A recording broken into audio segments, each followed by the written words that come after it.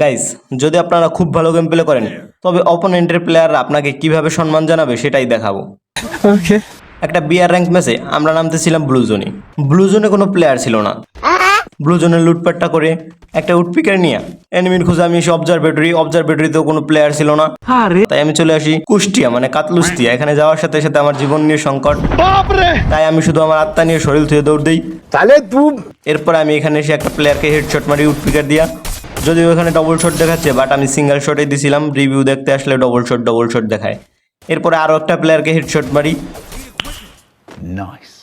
দেন তারা একটু পরে তাদের সৈন্য সামন্ত নিয়ে চলে আসে আমার খেলাইতে। আর আমি একটু ভাগার চেষ্টা করি। আর একটা প্লেয়ার এর প্রথম শট হেডে লাগে না, বাট দ্বিতীয় শট হেডে লাগছে। দেন সামনে আরও দুইটা প্লেয়ার, তারা আমার মেরে দিয়েছে। এরপরে আমি তো ভাবলাম যে আমি 3টা হেডশট দিছি, হয়তো তারা আমাকে রেসপেক্ট দেখাবে, বাট তারা আমার টাক বাড়াইয়া তবলা বাজানকে শুরু করে দিয়েছে।